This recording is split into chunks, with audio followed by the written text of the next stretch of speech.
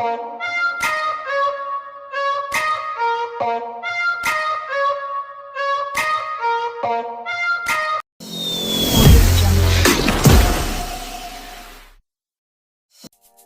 Guys, welcome back to my new video. So guys यार, finally मैं आ गया हूँ एक और न्यू ट्यूटोरियल के साथ। एंड आज की इस वीडियो में मैं आपको सेटिंग के बारे में डिटेल से समझाने वाला हूँ। एंड गाइस, ये सीरीज़ की थर्ड वीडियो है। इससे पहले इस सीरीज़ की 2 वीडियो अपलोड भी हो चुकी है। जिस किसी ने भी वो दोनों वीडियो नहीं देखी है तो ज़रूर से देखना, बिकॉज वो दोनों वीडियो देखने के बाद ही आपको ये वीडियो अच्छे से समझ में आएगी। एंड उन दोनों वीडियो का लिंक आपको डिस्क्रिप्शन में मिल जाएगा।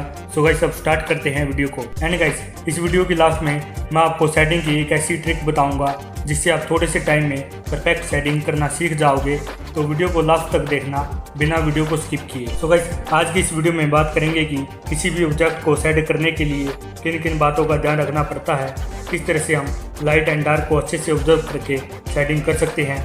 मैं आपको अच्छे से सब कुछ समझाऊंगा कि किस तरह से पेंसिल के प्रेशर को कंट्रोल करना है। यानी गाइस, एक बार पेंसिल के प्रेशर को कंट्रोल करना सीख जाओगे तो उसके बाद किसी भी ऑब्जेक्ट में सेटिंग करनी है। मान लो कि आपने आउटलाइन ड्रॉ कर ली है, जब तक आप उसमें अच्छे से लाइट टू डार्क ऑब्जर्व करके सेट नहीं करोगे तब तक वो 3D नहीं लगेगा। तब तक ऐसा नहीं लगेगा कि पेपर के ऊपर बिल्कुल वो ऑब्जेक्ट रखा हुआ है। सो आप किस तरह से लाइट टू डार्क ऑब्जर्व करके किस तरह से सेटिंग करनी है और कुछ आपको बेसिक बताऊंगा, तो ध्यान से देखना वीडियो को। सो गाइस, सबसे पहले मैं आपको एक सर्कल में सेट करके दिखा देता हूँ, देन उसके बाद बात करते हैं। सो गाइस, देख सकते हो एक सर्कल मैंने ड्रॉ किया है एंड इसमें हम सेटिंग करेंगे। सो गाइस, एक बात आपको हमेशा याद रखनी है कि जब भी आप किसी भी ऑब्जेक्ट में सेटिंग करो तो स्टार्टिंग आपको लाइट पेंसिल से करनी है। आपके पास जो भी है, लाइट 2H, HB, HB कोई भी है, आपको बस लाइट पेंसिल यूज़ करनी है। अगर आप लाइट पेंसिल से सेटिंग कर रहे हो और मान लो कि आपसे कोई मिस्टेक हो जाए या कुछ गलत सेट हो जाए तो आप इसको इजीली इरेज कर सकते हो। एंड लाइट पेंसिल से की हुई सेटिंग को इरेज करने से आपका जो पेपर है वो भी ख़राब नहीं होगा एंड आपकी सीट पर मार्क वगैरह भी नहीं आएंगे। और अगर आप डार्क पेंसिल से सेटिंग करते हो तो वो बाद में आपसे इरेज नहीं होगा, और अगर हो भी गया तो वो आपकी सीट को डैमेज भी कर देगा। सो गाइस, इसलिए मेरी बात मानो और लाइट पेंसिल से ही स्टार्ट करो। देन उसके बाद ग्रेड बढ़ाते रहो layer wise according to reference photo. And guys, pencil को कुछ इस तरह से आपको पकड़ना है, इतनी ही पीछे से बिल्कुल लाइटली हम सेट करेंगे। सो गाइस, मान लो कि जो लाइट है वो इस डायरेक्शन से आ रही है तो आपके ऑब्जेक्ट की शैडो लाइट डायरेक्शन के अपोजिट इस तरह से इस डायरेक्शन में पड़ेगी। सो गाइस, अब मैं बिल्कुल लाइट प्रेशर से सेटिंग करूँगा इसमें, और फर्स्ट लेयर देने के लिए मैंने 2H पेंसिल यूज़ की है। सो गाइस, सेकंड लेयर के लिए मैं HB पेंसिल यूज़ करूँगा। बिल्कुल ऐसे ही लेयर वाइज आपको ग्रेड को इंक्रीज करके सेटिंग करनी है।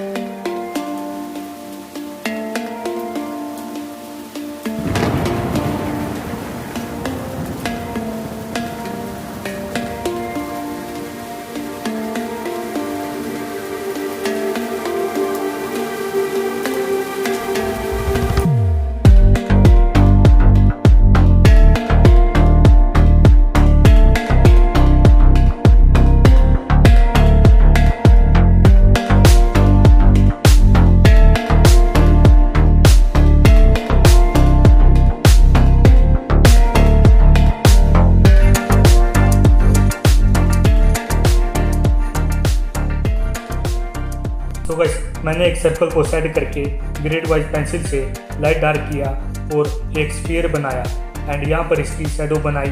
तो मैं आपको एक सिंपली समझाने की कोशिश करता हूँ। सबसे मेन चीज़, इधर से आ रही है हमारी लाइट एंड लाइट आएगी तो यहाँ पे एकदम से लाइट पड़ेगी, यहाँ पर हाईलाइट होगी, बिल्कुल लाइट सेटिंग होगी, मिड टोन होगी। बट उसके अपोजिट यहाँ पर लाइट नहीं है तो यहाँ पर हमारी शैडो बनेगी। सबसे पहली चीज़ तो आपको ये ही ध्यान रखनी है। एंड नेक्स्ट चीज़ है डार्क एरिया।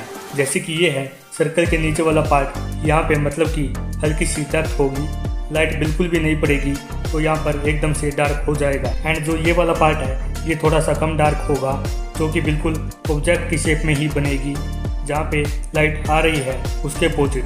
एंड अब जो ये वाला पार्ट है ये मैंने डार्क किया है, बिकॉज लाइट यहाँ से पड़ रही है तो सर्कल है तो ज़रूरी नहीं है कि स्फीयर के यहाँ पर भी लाइट पड़ेगी एंड यहाँ पर भी। ओनली यहाँ पर लाइट पड़ रही है तो स्फीयर का जो ये वाला पार्ट है ना ये डार्क हो जाएगा, क्योंकि यहाँ पर लाइट नहीं पड़ रही है। तो जो हमारा ऑब्जेक्ट होगा ना उसके ऊपर भी शेडो आएगी। एंड अब नीचे की साइड यहाँ पर रिफ्लेक्टेड लाइट, जो हमारी लाइट रिफ्लेक्ट करती है आसपास की चीज़ों से, अगर एकदम से लाइट पड़ रही है तो यहाँ पर वाइट भी होगा, जिसको हम हाईलाइट बोलते हैं। वो मैंने नहीं किया है।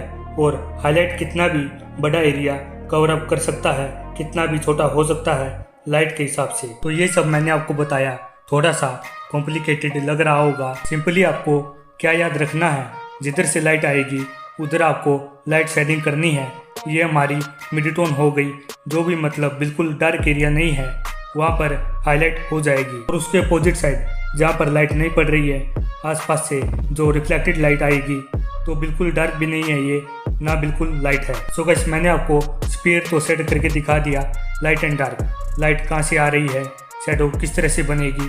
तो ये एक नॉर्मल सी चीज़ है, बट ओनली ये आने से इतना इजी भी नहीं है गाइस, क्योंकि अगर आप लाइट शेड को समझ गए ना, लाइट शेड डार्क शेड को समझ गए, तो आप कोई भी ड्राइंग बना सकते हो। सो गाइस, अब जो बात मैं आपको बताऊंगा ना, अगर आप बिगिनर हो, उसको अगर आप फॉलो करते हो, उसको फॉलो करके प्रैक्टिस करते हो, तो डेफिनेटली आपको शेडिंग में बिल्कुल भी दिक्कत नहीं आएगी। तो सबसे पहले तो आपको ध्यान रखनी है लाइट। अगर हम कुछ भी ड्रॉ कर रहे हैं, कुछ भी सेट कर रहे हैं, वहाँ पर लाइट पड़ रही है, तभी हम उसको सेट कर पा रहे हैं। मैं आपको एक एग्जाम्पल से समझाने की कोशिश करता हूँ।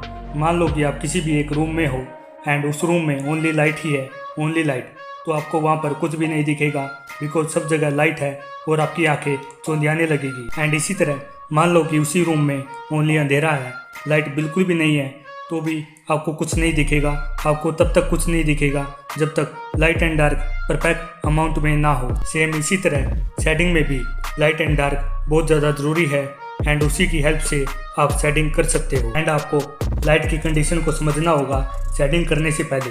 सो गाइस, आई होप कि आपको सब कुछ समझ में आया होगा, जो भी मैंने आपको समझाया है लाइट एंड डार्क के बारे में। तो इस चीज़ की आपको प्रैक्टिस करनी है कि किधर से लाइट आ रही है और ऑब्जेक्ट का कौन सा एंगल दिख रहा है और कितनी लाइट आ रही है, इस पर भी डिपेंड करता है। तो इन सब चीज़ों की नॉलेज एक आर्टिस्ट को होनी चाहिए, क्योंकि जब भी आप कोई कमीशन वर्क बनाओगे, मान लो कि आपको फेस बनाना है, तो क्लाइंट ने कोई भी रेफरेंस फ़ोटो आपको दी, आपको नहीं पता कि कौन सी लाइट कंडीशन में उसने फ़ोटो खींची है और उसके डिमांड क्या है। आपको एडजस्ट करना आना चाहिए कि वो कैसे सुंदर लगेगी। सुंदर तो तभी लगेगी जब फेस पर ज़्यादा शेडो ना हो, एकदम से लाइट भी ना हो, एकदम से डार्क भी ना हो। तो इन सब की नॉलेज आपको होनी चाहिए और इन सब चीज़ों की आपको प्रैक्टिस करनी चाहिए किसी भी फेस में या किसी भी ऑब्जेक्ट में। तो ये सब बातें मैं आपको बोल के बता रहा हूँ, तो आपको बिल्कुल भी नहीं आएगी। किसी भी इंस्टीट्यूट में चले जाओ, कहीं पर भी चले जाओ, मतलब कि जब तक आप खुद प्रैक्टिस नहीं करोगे तब तक आपको लाइट की नॉलेज नहीं होगी, तब तक आपको नहीं आएगी। जितना आप बनाओगे, जैसे आप फेस बनाओगे तो डिफरेंट टाइप के फेस बनाओगे, डिफरेंट लाइट कंडीशन में बनाओगे, तब आपको पता चलेगा कि कौन सा ज़्यादा अच्छा लग रहा है, किस लाइट कंडीशन में ज़्यादा अच्छा लग रहा है, किस में अच्छा नहीं लग रहा है। स्टार्टिंग में आपको ये सब चीज़ें ऑब्जर्व करना है। तो जैसे जैसे आपको लाइट की नॉलेज होगी ना, लाइट की कंडीशन की नॉलेज होगी, आप अपने आप ही सीख जाओगे। तो बस ये कुछ आपको समझाना था। आई होप कि आपको अच्छे से समझ में आया होगा। सो गाइस, अब मैं आपको बेसिक बातें बताऊंगा प्रेशर कंट्रोल के बारे में, मतलब कि आप कैसे लाइट टू डार्क सेट कर सकते हो एंड देन उसको मिक्स कर सकते हो। एंड प्रेशर कंट्रोल बहुत ही ज़्यादा इंपॉर्टेंट है शेडिंग में, मतलब कि आप कितना प्रेशर अप्लाई करते हो पेंसिल पर शेडिंग करने के लिए। बिल्कुल रियलिस्टिक ड्रॉ करने के लिए आपको लो प्रेशर से स्टार्टिंग करनी है। जब भी आप पेंसिल से कोई भी ऑब्जेक्ट या फेस पर शेडिंग करोगे तो पेंसिल पर बिल्कुल लो प्रेशर अप्लाई करना है, बिल्कुल हल्के हाथ से पकड़ना है एंड देन शेडिंग करनी है। लो प्रेशर से स्टार्टिंग करके देन आप प्रेशर को इंक्रीज कर सकते हो। जहाँ पर डार्क है उसको सेट करने के लिए अकॉर्डिंग टू रेफरेंस फ़ोटो मैं आपको करके दिखाता हूँ।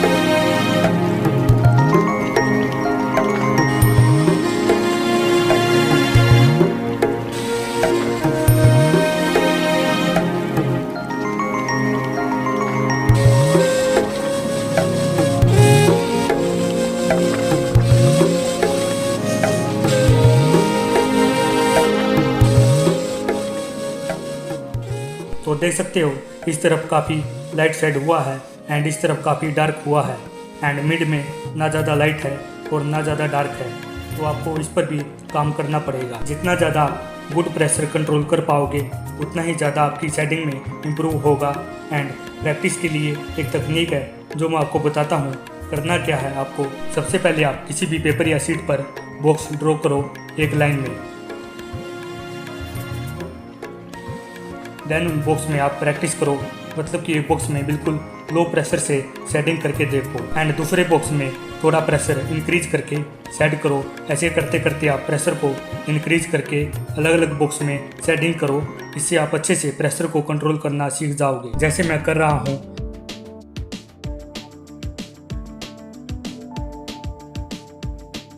ज़्यादातर आप लाइट प्रेशर पर ध्यान दो। जितना आप ज़्यादा लाइट प्रेशर से सेटिंग करोगे उतना ही रियलिस्टिक ड्रॉ कर पाओगे, बिकॉज लो प्रेशर से की हुई सेटिंग इजीली इरेज हो जाती है एंड आपके शीट या पेपर पर निशान वगैरह मार्क वगैरह भी नहीं आएंगे। आपकी शीट डैमेज नहीं होगी, बस आपको प्रैक्टिस करनी है। एंड गाइस, जब भी आप सेटिंग करो आपकी पेंसिल बिल्कुल शार्प होनी चाहिए, जिससे आप सेटिंग अच्छे से कर पाओगे। सो गाइस यार, जितना भी मैंने आपको समझाया उसमें सबसे ज़्यादा मेन है प्रैक्टिस। बस आप प्रैक्टिस करो, सेटिंग आप इजीली कर पाओगे। एंड एक बात मैंने नोट की है गाइस, बिगिनर आर्टिस्ट में एक चीज़ बहुत ज़्यादा कमी होती है और वो है पेशेंस। काफ़ी सारे बिगिनर आर्टिस्ट सोचते हैं कि बस जल्दी से सेटिंग कर लूँ और रियलिस्टिक ड्रॉ हो जाए, तो ऐसा आपको बिल्कुल भी नहीं सोचना है गाइस। किसी भी चीज़ को अच्छे से परफेक्टली करने के लिए पेशेंस बहुत ज़्यादा इंपॉर्टेंट है। जितनी जल्दी आप सेट करोगे उतनी ही आपसे मिस्टेक्स होगी और आप उसे बार बार इरेज करोगे, और बार बार इरेज करने से आपका जो शीट है, पेपर है, वो भी डैमेज हो जाएगा। ऐसा नहीं है कि जो बड़े बड़े आर्टिस्ट होते हैं वो एकदम से रियलिस्टिक ड्रॉ करना सीख जाते हैं। एंड मैं आपको अपनी बात बताता हूँ, स्टार्टिंग में मुझे भी अच्छे से सेटिंग करना नहीं आता था। आप मेरे ओल्ड ड्राइंग देख सकते हो, इनमें मैंने कैसे जल्दी जल्दी सेट किया हुआ है, कितनी मिस्टेक की हुई है। देन आप ये ड्राइंग देखो, इनमें कितनी अच्छे से सेटिंग की हुई है। आप भी धीरे धीरे सीख जाओगे, ऐसी बात नहीं है। आप बस प्रैक्टिस करो, because practice makes a man perfect. So guys, आज की वीडियो में इतना ही था। आई होप कि आपको सब कुछ अच्छे से समझ में आया होगा। एंड जो भी व्यूवर्स हैं, लाइक फर्स्ट टाइम हो या रेगुलर हो, अगर सब्सक्राइब नहीं किया है मेरे चैनल को तो ज़रूर से जाकर कर लेना एंड बेल आइकन को भी ऑल पर कर देना, ऐसे ही अमेजिंग ट्यूटोरियल देखने के लिए। एंड वीडियो अच्छी लगी हो तो वीडियो को लाइक शेयर कमेंट भी कर देना। मैं आपको मिलता हूँ नेक्स्ट वीडियो में, तब तक के लिए बाय बाय।